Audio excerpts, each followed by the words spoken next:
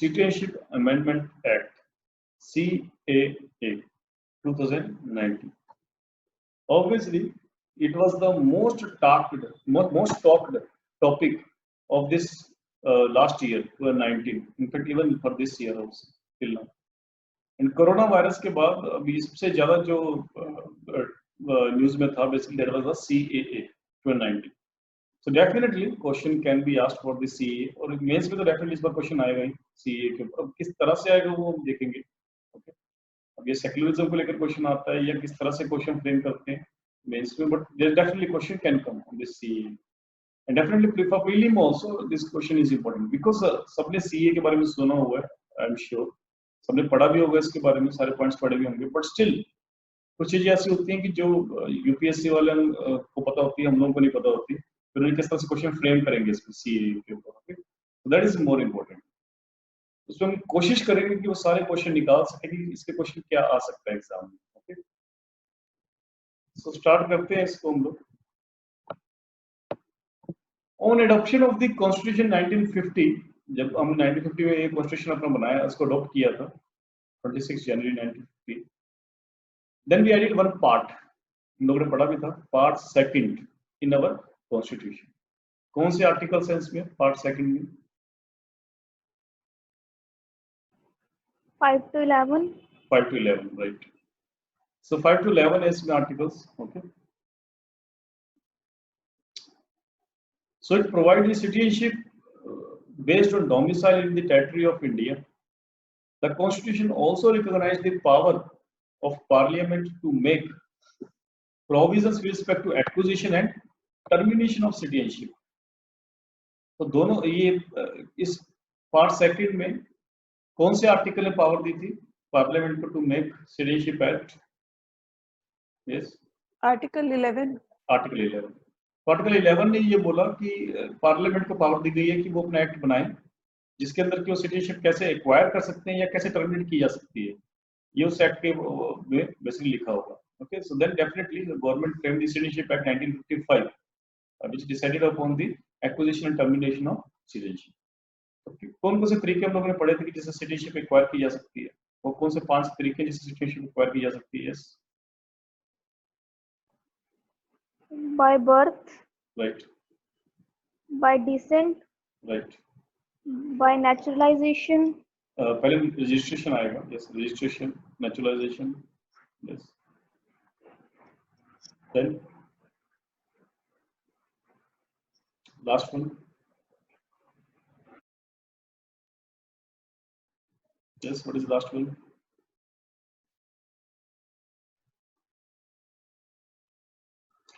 Incorporation of another territory. Okay, जैसे दूसरी country को हम यदि एक्वायर करते हैं उनके सिटीजनशिप कैसे बेसिकली हमारे सिटीजन बन जाएंगे. So that is these are the 5 basically ways by which you can acquire the citizenship. तो 5 वे हमने पढ़े थे. So then in termination के अंदर भी हमने 3 पढ़े थे. किसको याद है टर्मिनेशन के अंदर क्या थे?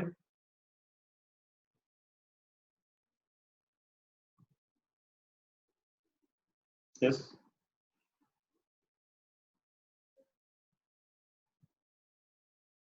तो इस सारी चीजें रिवाइज करो आप लोग. Okay, don't forget.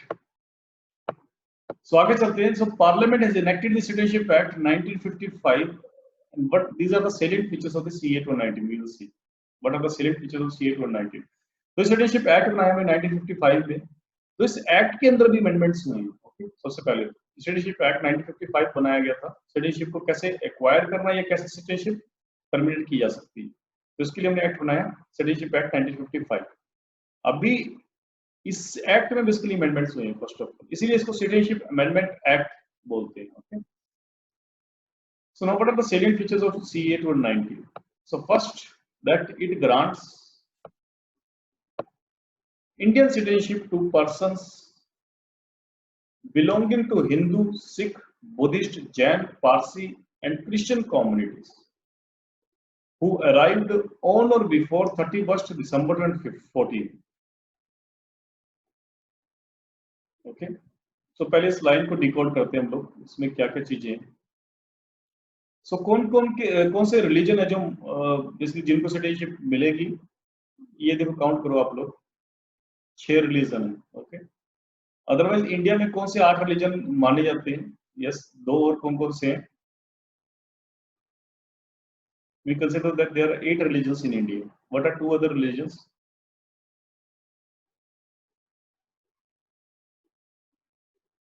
Sir, Jews and Muslims. Right. The name of the religion is Judaism. Judaism में जो फॉलो करते हैं उसको जूइस्ट बोलते हैं, ओके। एंड इसी तरह से इस्लाम इज रिलीजन, उसको जो फॉलो करते हैं उसको मुस्लिम बोलते हैं। So other 2 religion is the basically this Islam and Judaism, or you can say the people who are Muslim and Jewish.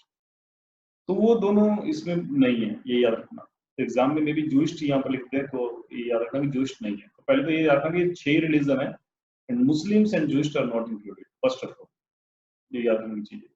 Second thing, this cut off date कि 31 दिसंबर 2014 से जो लोग पहले आए हैं सिर्फ उन्हीं को सिटीजनशिप मिलेगी। इसका मतलब 31 दिसंबर 2014 के बाद जो लोग इंडिया में आए हैं, माइग्रेट हुए हैं, उनको सिटीजनशिप नहीं मिलेगी, ओके। तो ये कट ऑफ डेट आपको याद रखनी है। नाउ और क्या कंडीशन है that India to India, this people who came to India after facing persecution on grounds of religion, ये याद रखना।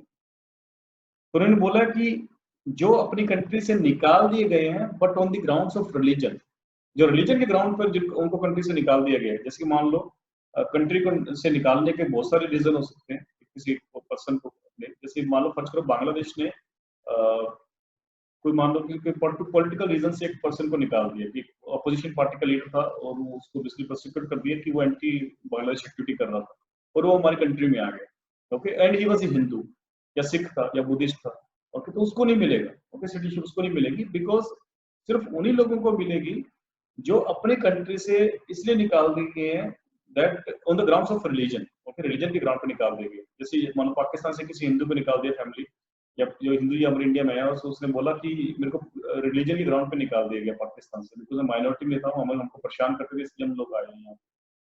सो यही बात याद रखने वाली that to India after facing prosecution grounds of religion in Pakistan, Afghanistan and Bangladesh. तो सिर्फ ये 3 कंट्री से जो लोग आए हैं सिर्फ उन्हीं को सिटीजनशिप मिलेगी and no other country is included in this CA act. तो 3 ही कंट्रीज हैं जिनके माइनॉरिटी जो जिनके बेसिकली ये जो रिलीजियसली प्रोसिक्यूटेड लोग हैं उनको बेसिकली सिटीजनशिप मिलेगी, Pakistan, Afghanistan and Bangladesh, if they fulfil conditions for grant of citizenship. यदि वो जो बाकी जो सिटीजनशिप मिलने की कंडीशंस हैं उसको यदि फुलफिल कर रहे हैं तो डेफिनेटली सिटीजनशिप। और फुलफिल करने की और क्या कंडीशंस हो सकती है, जैसे कि फर्ज करो कि हम ऐसे कंडीशन होती है कि जैसे कि 12 साल तक या 11 साल तक आपको रहना पड़ेगा इस कंट्री में, ओके। उसके बाद आप सिटीजनशिप मिलेगी। मान लो ये जो लोग आ रहे हैं अभी, ठीक है, इंडिया में अभी जिनको सिटीजनशिप मिलेगी, मैंने आपको 5 कैटेगरी के भी नाम लिए, by birth, descent, registration, naturalisation, incorporation. तो इनको मान सिटीजनशिप देनी है तो आप किस कैटेगरी में रखोगे इनको? Yes, anybody? इनको Naturalization. By birth. by birth and by naturalization. So obviously answer is the by naturalization. Birth से कैसे हो जाएगा? बर्थ का तो मतलब ये कि जो इंडिया में जिसकी बर्थ हुई है सिर्फ उसी को मिलेगा। अभी किस कैटेगरी में आएंगे? ऑब्वियसली बाय नेचुरलाइजेशन आएंगे, ओके। तो मैं दोबारा से रिवाइज करवा देता हूँ, मुझे लगता है आप लोग सब भूल गए हो। बाय बर्थ का मतलब जिनका इंडिया में बर्थ हुआ है, ओके। एंड सेकंड चीज, ऑब्वियसली इनके पेरेंट्स भी इंडियंस हैं और जिनका इंडिया में बर्थ हुआ है।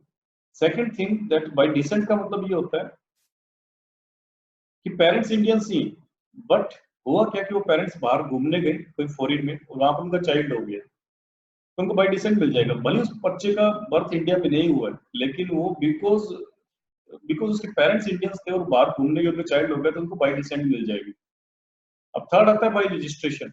बाय रजिस्ट्रेशन में वो आएगा जो पर्सन ऑफ इंडियन ओरिजिन के थे, जो कभी ना कभी इंडिया में रहे थे, जिनके 4 फादर्स, ओके, और वो सिटीजनशिप के लिए अप्लाई कर रहे हैं, तो उनको बाय रजिस्ट्रेशन मिलेगा। Fourth is by naturalisation. इसका मतलब जो ओवरसीज इंडियंस थे, जो कभी इंडिया में रहे नहीं या इनके 4 फादर्स इंडिया में नहीं रहे, so that these persons can acquire the citizenship from the naturalization. And fifth is the incorporation of territory, वो सब जानते हो, दूसरी कंट्री को एक्वायर कर लिया इंडियन तो उसको टिश्यू को मिल गई। सो यहाँ पर जो ये जो फॉरेनर्स हैं एक तरह से जो इंडिया में आ रहे हैं तो उनको बाय नेचुरलाइजेशन मिलेगी citizenship. Muslims from those countries, ये आप लोगों में से शायद किसी ने ये सवाल नहीं पूछा मेरे से कि बाई रजिस्ट्रेशन क्यों नहीं मिल सकती उनको। या पाकिस्तान के जो लोग थे पहले कभी इंडिया में रहे थे उनको फोरफादर्स यस पहले इंडिया एक ही होता था। Any idea? बिकॉज आप लोगों ने सवाल नहीं पूछा मेरे से, क्वेश्चन नहीं पूछा, तो आप लोग आंसर दो इसका। सर शायद 2004 के बाद रजिस्ट्रेशन के थ्रू सिटीजनशिप बंद हो गई थी, या as far as I know. Actually जिसको भी हम ये जो पाकिस्तान से बांग्लादेश या अफगानिस्तान के जो लोग हैं इनको हम उनके लिए ओआईसी कार्ड हम इशू नहीं करते हैं, पीआईओ कार्ड या ओसीआई कार्ड इशू नहीं करते हैं। ओके, उनको हम लोग इंडियन के सिटीजनशिप नहीं मानते, उनको इससे बाहर रखा गया है। Okay, because this countries were considered as enemy countries as far as this Pakistan and Bangladesh. उस टाइम ऐसा माना जाता था कि ये कंट्रीज है, बिकॉज इससे हमारा पूरा ये जो डिवीजन हुआ है, पार्टीशन हुआ था कंट्री का, तो इसको हम पर्सन ऑफ इंडियन ओरिजिन नहीं की कैटेगरी में नहीं रखते हैं इस कंट्रीज के लोगों को। ओके, इसलिए जो फैसिलिटीज हमारे जो पीआईएफ कार्ड होल्डर्स को या उसे कार्ड होल्डर्स को मिलती हैं जो फैसिलिटी, वो ये कंट्रीज के लोग क्लेम नहीं कर सकते। ओके, तो इसलिए इसको पीआई कैटेगरी में नहीं रखा जाता। ओके, एंड अफगानिस्तान के साथ भी वही था, सेम थोड़ा सा इश्यू था, इसलिए अफगानिस्तान के लोग को डेफिनेटली वैसे भी काफी आई मीन टू से कि अफगानिस्तान तो वैसे भी हमारे कुछ इतना नहीं है, वहाँ पर इंसेस्टर्स नहीं थे उनके इंडिया में। ओके, तो ये रीजन था, तो ये तीनों कंट्रीज बाहर है पीआईओ कार्ड होल्डर से, इसलिए। So Muslims from those countries were not given such eligibility, तो मुस्लिम्स को ये एलिजिबिलिटी नहीं दी गई है, ये जो बाकी कंट्रीज को दी गई। That was the first time religion used as a criteria for citizenship under Indian law. तो ये पहला ऐसा भी एक्ट आया है इंडिया में जिसके अंदर रिलीजन के बेस के ऊपर सिटीजनशिप डिफाइन की गई है। This was the first time that because हमने वहां पर साफ-साफ वर्ड्स में लिखा गया है the person who are persecuted from their countries based on religion, okay, and that is what second point देखते हैं हम लोग अभी। This amendment act amends the third schedule of the 1955 act। ये जो amendment act है ये third schedule को amend करेगा 1955 citizenship act को implement करेगा to make applicants belonging to the said communities from the aforesaid countries eligible for citizenship by naturalization। तो ये थर्ड शेड्यूल है, ये बेसिकली नेचुरलाइजेशन के ऊपर बात करता है, तो इसको बेसिकली अमेंड करेगा। अमेंड करके करा क्या हम लोगों ने, क्या अमेंडमेंट की है, ये तो क्लियर है कि ये लोग जो आएंगे इनको सिटीजनशिप मिलेगी बाय नेचुरलाइजेशन। और नेचुरलाइजेशन के लिए पहले जो लिमिट होती थी वो इनफैक्ट मैं आपको बताता हूँ कि जो लिमिट होती थी वो 12 इयर्स थी। ओके, नेचुरलाइजेशन के अंदर जो लिमिट है कि 12 इयर्स तक आपको कंट्री में रहना है तभी आपको मिलेगी। और जो 2016 में जो अमेंडमेंट एक्ट आया था, इस तरह का एक्ट ऐसे पहले भी गवर्नमेंट ने अटेम्प्ट किया था। 2016 में जो गवर्नमेंट ने लेके आया था सिटीजनशिप अमेंडमेंट एक्ट 2016, एक पहले भी इस तरह के अमेंडमेंट एक्ट आ चुका है जो कि पास नहीं हुआ था दोनों हाउस में। ओके, तो सिटीजनशिप अमेंडमेंट एक्ट 2016 में जो आया था उसमें बेसिकली इस 12 इयर्स को 11 इयर्स कर दिए थे इन लोगों ने कि जो 11 साल जो इंडिया में रहा है उसको भी बेसिकली सिटीजनशिप मिल जाए, जो 11 साल से इंडिया में। अभी इस सिटीजनशिप अमेंडमेंट एक्ट 2019 में क्या किया इन लोगों ने, इस 11 साल की एज लिमिट को फिर कम कर दिया, 5 साल कर दिया। ओके, तो अभी इन्होंने क्या रखा है कि the person who is living in India for even for 5 years and belong to these religious communities and they came from the Pakistan, Afghanistan or Bangladesh, they could also acquire citizenship। तो भी ये याद रखना exam के लिए, ये important है हमारा कि ये जो लिमिट है अभी 5 साल कर दी है, वो डेफिनेटली 6 साल का भी देगा, बिकॉज जो 2016 में आया उसमें 6 साल, सॉरी जो 2016 में आया उसमें 6 साल लिमिट कर दी थी और अभी इसमें 5 साल की है। Okay, and that is why this is tricky question. तो ये याद रखना, ये जो लिमिट अभी नेचुरलाइजेशन की इन लोगों ने पर्टिकुलर इन लोगों के लिए 5 years कर दी है। Okay, not for all people, सिर्फ इन लोगों के लिए। So it will not apply to tribal areas of, ये भी याद रखने वाली चीज है कि ये सिटीजनशिप अमेंडमेंट एक्ट है, ये असम, मेघालय, मिजोरम और त्रिपुरा के ट्राइबल एरियाज में लागू नहीं होगा। ओके, वहां पर इन्फोर्स नहीं होगा ये। और क्या खास बात है इसमें, असम, मेघालय, मिजोरम, त्रिपुरा के ये ट्राइबल शेड्यूल 6 के शेड्यूल 6 के स्टेट्स हैं। राइट, तो शेड्यूल 6 के अंदर आती हैं ये ट्राइबल एरियाज जो है। शेड्यूल 6 में ये ट्राइबल, शेड्यूल 6 में कैंडिडेट कहता है कि tribal areas of Assam, Meghalaya, Mizoram और Tripura, so they are included in the 6th schedule to the constitution, the states regulated by the एक तो ये हो गया कि ये जो सिटीजनशिप अमेंडमेंट एक्ट है ये ट्राइबल एरिया शेड्यूल 6 के जो एरियाज हैं उसमें लागू नहीं होगा फर्स्ट ऑफ ऑल। और कहां पर लागू नहीं होगा, ये जो याद रखने वाली चीज है, उन स्टेट्स में लागू नहीं होगा जहां पर इनर लाइन परमिट की रिक्वायरमेंट होती है। दोबारा से रिपीट करता हूं, एक तो ये सिटीजनशिप अमेंडमेंट एक्ट वहां पर लागू नहीं होगा जहां पर 6th शेड्यूल के अंदर जो एरियाज हैं, and these areas are tribal areas of Assam, Meghalaya, Mizoram and Tripura. और ये एक्ट कहां पर लागू नहीं होगा, the states which is regulated by the inner line permit under the Bengal Eastern Frontier Regulation 1873। उन स्टेट्स में भी लागू नहीं होगा यहाँ पर इसकी रिक्वायरमेंट होती है, इनर लाइन परमिट की रिक्वायरमेंट होती है। अब ये है क्या, ये हम लोग पढ़ने वाले, डोंट वरी। तो पहले बात करते हैं 6th शेड्यूल में। 6th शेड्यूल में कौन कौन से ट्राइबल एरियाज आते हैं, तो ये याद रख लो। First of all Karbi Anglong of Assam, तो ये ट्राइबल एरिया है कार्बी एंगलोंग। तो ऐसा नहीं कि पूरी पूरी असम स्टेट में लागू नहीं होगा, only tribal areas of this states जो 6th शेड्यूल में आते हैं। तो कौन कौन से एरियाज आते हैं, Karbi Anglong of Assam, Garo hills in Meghalaya, Chakma district of Mizoram and Tripura tribal area district. तो इन एरियाज में ये इसलिए इन्फोर्स नहीं होगा। Further, the inner line permit regulates visit of all persons, including Indian citizen to Arunachal Pradesh, Mizoram, and Nagaland.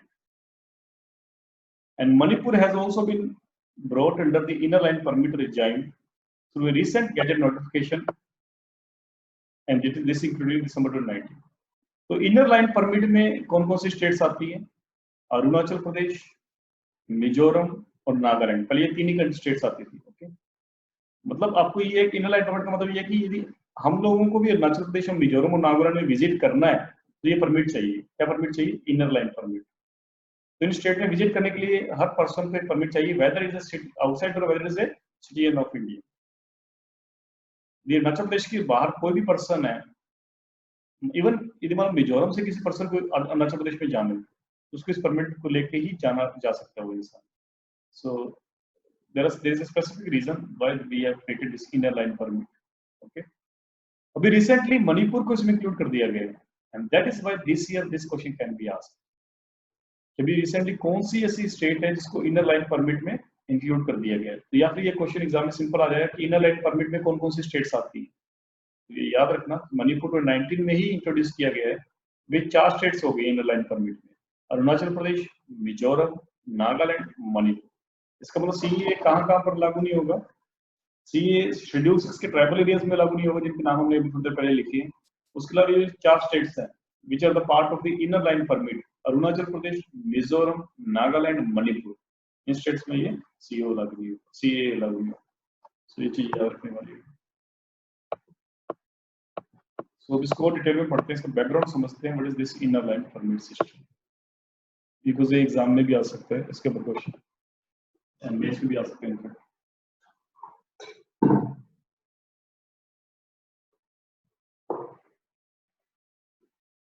So this inner line permit system concept came from colonial period। तो हमारे colonial period से British time से ये basically concept आया था। So under the Bengal Eastern Frontier Regulation Act 1873, okay, the British framed regulations restricting the entry and regulating the stay of outsiders in designated areas। तो Britishers ने एक act pass किया, Bengal eastern frontier regulation act. उसके अंदर limitations क्या लगा दी कि कुछ एरिया डिफाइन कर दिए जहां पर कोई भी आउटसाइडर नहीं आ सकता। उनका रीजन क्या था ऐसा करने के लिए?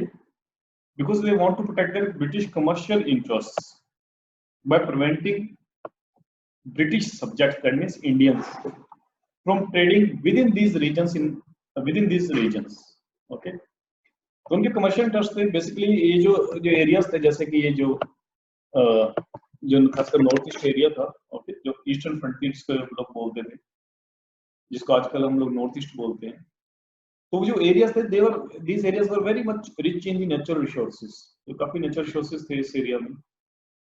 इनफैक्ट खासकर जो टिम्बर था या जो भी फॉरेस्ट रिजर्व्स थे वो काफी ज्यादा बेसिकली, तो वहां पर इन लोगों का ये था कि यहाँ पर जो जो नेचुरल रिसोर्सेज है, because these are vast costly, तो इसके ऊपर जो ट्रेड करेंगे वो हम ही करेंगे। ओके, जो जो इंडियंस हैं वो इस एरिया में आकर ट्रेड ना कर सके, इसलिए उनको बाहर रखा था इस एरिया से।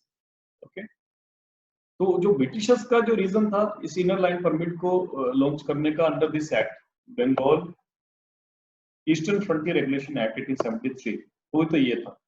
But when we all India was became independent 1950 में, जब हमने अपना कॉन्स्टिट्यूशन अडॉप्ट किया और इंडिपेंडेंट हो गए, okay, and then the Indian government replaced British subjects with citizens of India. इस वर्ड को हमारी गवर्नमेंट ने चेंज कर दिया and we created this citizens of India. लेकिन इस एक्ट को हमने रख लिया, इनर लाइन परमिट को हमने अडॉप्ट कर लिया, बट हमारा रीजन अलग था अडॉप्ट करने का। जो ब्रिटिशर्स थे उनका रीजन तो था कि वो अपने कमर्शियल इंटरेस्ट को प्रोटेक्ट करना चाहते थे। But why we adopted this particular inner line permit kind of scheme? Because we wanted to protect the tribal people of the northeastern region. Because हम लोग जो tribes थे उनको protect करना चाह रहे थे, and that is why we adopted this inner line permit system. So this was to address the protecting the interests of the people of northeast India. These IPLs inner line permits are issued by respective states, maybe ILPs are issued by respective states. इसका मतलब यदि आपको permit लेना तो respective state से लेना पड़ेगा। जैसे आपको अरुणाचल प्रदेश में जाना है तो आपको अरुणाचल प्रदेश के ऑनलाइन बेसिकली परमिट मिल जाते हैं, तो आपको वहां पर एक उसकी वेबसाइट खोल के वहां पर आपको परमिट लेना पड़ेगा, then you can move to this area, that is the meaning of this inner line permit. तो ये तो हो गया कि सीए क्या था, और इसके जो भी जिसके ऊपर प्रीलिम में क्वेश्चन आ सकते हैं वो मैंने आपको बता दी इसमें, और आई डोंट नॉट थिंक कि इससे बाहर का क्वेश्चन आएगा प्रीलिम में, जो भी हमने डिस्कस किया अभी तक सीए को। And if you have read something else तो definitely you can share in Telegram channel. Okay, so now we will see what are the issues with CA 2019। Okay, ये थोड़ा सा मेन पॉइंट ऑफ व्यू से है, हम इसको basically criticise करने वाले हैं अभी कि what are the issues with CA 2019। एक बात याद रखना, जब भी ये क्वेश्चन आता है यदि एग्जाम में, then you will write both views. एक तो आप उसके फेवर में भी बोलोगे कि कुछ इससे फायदे क्या हो सकते हैं सीए के, आप अगेंस्ट में भी बोलोगे, ओके, कि इसमें क्रिटिसिज्म ऑब्वियसली तो करना ही है हमको, तो दोनों चीजें आपको लिखनी है एग्जाम में। Although you want to criticise, although we criticise only the CA, still you write both points. आपको प्रो में भी बोलना है और एंटी सीए भी बोलना है, दोनों स्टैंड रखने हैं एग्जाम में। एंड देन कंक्लूजन, कंक्लूजन थोड़ा सा डिप्लोमेटिक कर देना, सिर्फ एक व्यू मत देना। फर्ज करो कि आपका कॉपी चेक करने वाला जो एग्जामिनर है वो राइटिस्ट है, एंड उसका मानना है कि ये सीए सही है, तो obviously by one we will take a risk. तो हमेशा इस तरह के क्वेश्चंस में जो कंट्रोवर्शियल होते हैं, आपको अपना पेशेंस रख के, ओके, आपको इसका आंसर लिखना है। That's a different thing, but अभी हम देखते हैं कि what are the issues with CA. First of all, it is against our constitutional mechanism that is based on secularism. And secularism is a basic structure of the constitution. Or secularism, as we know, that it is a basic structure of the constitution, so having citizenship criteria based on religion is against the principle of secularism. अब secularism preamble में भी आता है, जो constitution हमारे जैसे start होता है preamble, that India is a sovereign, socialist, secular, democratic and republican union. Okay, तो इसलिए ये basically this is against our the basic structure. और इसके अलावा article 25 to 28 they also talk about freedom of religion, secularism. So second thing that this particular act is against the right to equality. अब इसमें जो बात समझने वाली है वो समझो आप लोग, how it is against the right to equality, because It is a fundamental right available to citizens as well as aliens.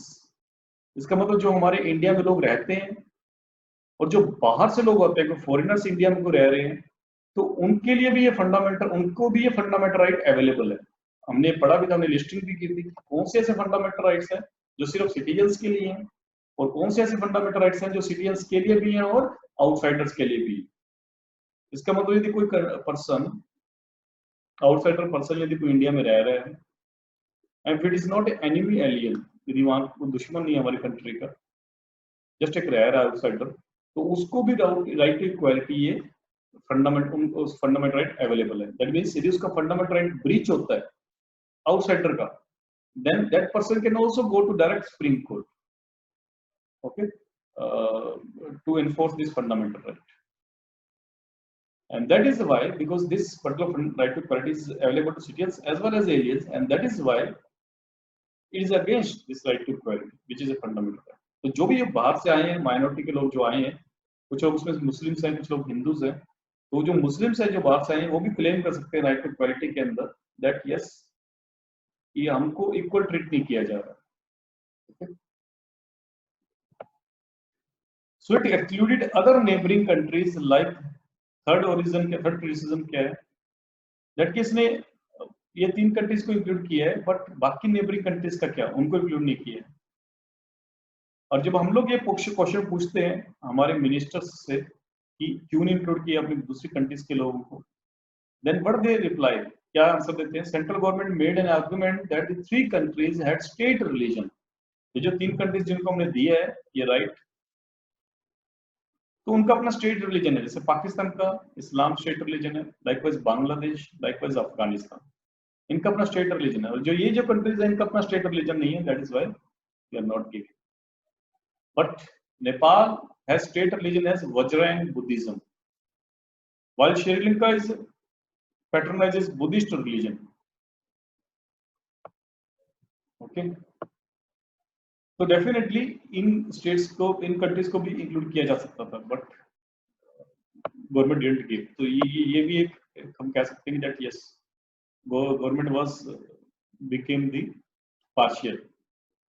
So next criticism is the narrow focus.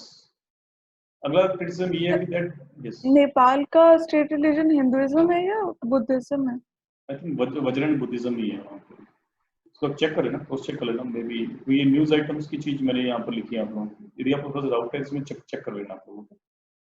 So I think state religion Vajrayana Buddhism है, still you need to check it because है क्या कि जैसे मैंने बताया कि नेपाल को 2 part में डिवाइड करते हैं हम लोग। एक तो तराई रीजन है नेपाल का जहाँ पर मदेशी लोग रहते हैं जो कि हिंदूज हैं, और अदरवाइज जो वैली रीजन में रहते हैं वहाँ पर काफी बुद्धिस्ट लोग भी रहते हैं। सो इसको चेक कर लेना हम लोग स्टेट रिलीजन क्या है नेपाल। सो narrow focus, next criticism is the narrow focus. It had only included only religious, यदि इनका मान लो नहीं भी है, तो मान लो फर्ज करो कि नेपाल का स्टेट रिलीजन नहीं भी है, then still it follows one major religion. Okay, Buddhism और हिंदुइज्म को बेसिकली ज्यादातर लोग रहते हैं वहाँ पे। तो भी हम जैसे हमने कहा कि श्रीलंका का कोई स्टेट रिलीजन तो नहीं है बट इट पैट्रोनाइजेस बुद्धिस्ट रिलीजन, और वहां पर जो जाफना पेनिनसुला है वहां पर हमारे तमिलियंस लोग रहते हैं, हिंदूज लोग रहते हैं। तो अब ये जो जाफना पेनिनसुला से जो हिंदू जो लोग ये माइग्रेट कर रहे हैं तमिलनाडु में या हमारे कंट्री माइग्रेट कर रहे हैं, तो फिर तो उनको सिटीजनशिप दे देनी चाहिए सबको, जो भी जाफना पेनिनसुला से लोग जो आ रहे हैं तमिलियंस, और वहां पर उनको नहीं देते। इनफैक्ट वो हिंदूज माइनॉरिटी में भी है श्रीलंका में। श्रीलंका में जो बेसिकली सिन्हालीज बेसिकली रिलीजन को फॉलो किया था या बुद्धिस्ट रिलीजन को फॉलो किया था, ये 2 रिलीजन को बेसिकली वो लोग फॉलो करते हैं श्रीलंका। तो डेफिनेटली वहां के हिंदूज को भी देना चाहिए श्रीलंका हिंदूज को, but government didn't make this kind of provision. So narrow focus, next criticism is the narrow focus. It had only included only religious persecution and not political and sectarian persecution. जैसे कि मैंने बोला था कि जो act है इसके अंदर सिर्फ रिलीजियस परसिक्यूशन की बात हुई है and not the political and sectarian persecution. Okay, that's another criticism. Okay, तो जैसे कि एथिस्ट इन बांग्लादेश, मान लो कोई पर्सन जिसने जो रिलीजन को फॉलो करता ही नहीं है, एथिस्ट है, तो उसको आप लोग सिटीजनशिप नहीं दे रहे। ओके, तो definitely so other persons are not included like political and sectarian persecution. Like Shias और अहमदियाज मान लो कि पाकिस्तान से आए हैं, और वो अपनी कंट्री में माइनॉरिटी में भी है, because they do not consider them Islam this Sunnis. Okay, अहमदियत है, वो कहते हैं कि हमारा अलग सेक्ट है, हम लोग अलग सेक्ट से बिलोंग करते हैं। ओके, तो वो माइनॉरिटी में हो गए एक तरह से पाकिस्तान में, but these persons are not given citizenship. Next, इस तरह से एनालिटिकल स्टेटमेंट्स आ सकती हैं प्रीलिम में भी। So differential treatment threatens social integration, as Muslims fear that if a nationwide national register of citizens is brought and if they fail to furnish the required documents, they would be uprooted from the country. So इस act से basically एक integration जो हमारी country में, social integration हमारी country में जो था, वो भी टूट रहा है। Because why? Because Muslims are under fear that because of this NRC, because of this Citizenship Amendment Act and NRC, definitely they could be uprooted from the country if they could not produce the required documents. And the most important point, that if we are making the CAA, okay, then that means we are approving the two-nation theory that was given by the Muhammad Ali Jinnah. Because Mohammad Ali Jinnah ने पाकिस्तान या to nation theory क्यों बोला था, पाकिस्तान की demand क्यों की थी? Because Mohammad Ali Jinnah said that in India the Muslims are not secure because this Congress party is dominated by the Hindu religion people, Hindus, because this Congress party is dominated by the Hindus, and that is why we can never get this political freedom in future if we become the part of India. And that is why he demanded a state based on religion, that is Pakistan. Okay, but जो हमारा क्या stand था, जब मोहम्मद अली जिन्ना ये बात बोल रहा था, तो हमारा क्या स्टैंड था? And but Jinnah demanded the partition of the country, partition of the India on 50-50 area basis, 50 area basis. That means जो ब्रिटिश इंडिया है उसको दो पार्ट में डिवाइड कर दिया जाए, equal area should be given to Hindus, equal should be given to Muslims, because दोनों की पॉपुलेशन ऑलमोस्ट सेम है. But what is the stand of the Congress at that time? Congress ने क्या स्टैंड लिया? That we do not approve this two nation theory. तो कांग्रेस का हमेशा stand यही रहता था, ये जो हमारे जो फ्रीडम फाइटर्स थे, whether it is Mahatma Gandhi, whether it is Jawaharlal Nehru, whether it is Vallabhbhai Patel, whatever, whether it is Abdul Kalam, okay, so इनका क्या स्टैंड रहता था? इनका स्टैंड ये रहता था कि yes, this two nation theory is wrong because India is only one country and these Muslims, although they become now adopted this Muslim religion, but they are living in this particular land, India, from lifelong. Their ancestors are basically Hindus, okay, और हमारी country में कब से रह रहे हैं. That is a different thing कि उन्होंने इस्लाम रिलीजन को अडॉप्ट कर लिया, but this religion cannot be as a criteria, okay, to divide this country. Okay, तो उन लोगों ने इसको रिजेक्ट किया कि ये कंट्री एक ही है and all kind of religions can live in this country. Okay, and it's not a Hindu land, it's a India. Okay, तो यहाँ पर कोई भी रिलीजन के लोग रह सकते हैं and they discarded this two nations. So इसीलिए उन्होंने जो, बिकॉज जो कांग्रेस के जो इनफैक्ट जो मुस्लिम लीग के जो मुस्लिम लीग्स में जो मुस्लिम्स थे, उससे ज्यादा मुस्लिम्स तो कांग्रेस पार्टी में थे जो कांग्रेस पार्टी को सपोर्ट करते थे. Okay, so that is why उन्होंने बोला कि 50% एरिया से बेसिकली डिवाइड नहीं किया था कंट्री को. तो जहां जहां पर जिन्ना को बेसिकली मेजोरिटी लगती है, जहां जहां की पार्टी को मेजोरिटी वोट्स मिली है, या जहां जहां पर मुस्लिम मेजोरिटी में लोग रह रहे हैं जिस एरियाज में, सिर्फ उन्हीं का डिवीजन होगा. तो इसीलिए पंजाब का डिवीजन हुआ और बंगाल का डिवीजन हुआ, बिकॉज वहां पर जो एरियाज में मुस्लिम लोग मेजोरिटी में रह रहे थे. तो बाकी जब जितनी भी जगह थी, बाकी सब जगह पे बेसिकली इंडिया बना. Okay, and we rejected this two nation. But now अभी हमने सीए लेकर आए. So now because we are proving that this two nation exist in India by making this CA. एक तरह से हमने मोहम्मद जिन्ना के ऊपर स्टैंप लगा दिया कि ये जो आप बोल रहे थे सही था. बिकॉज आप देखो कि इंडिपेंडेंस के बाद 1947 के बाद तो मुस्लिम प्राइम मिनिस्टर बना है क्या हमारा कंट्री में?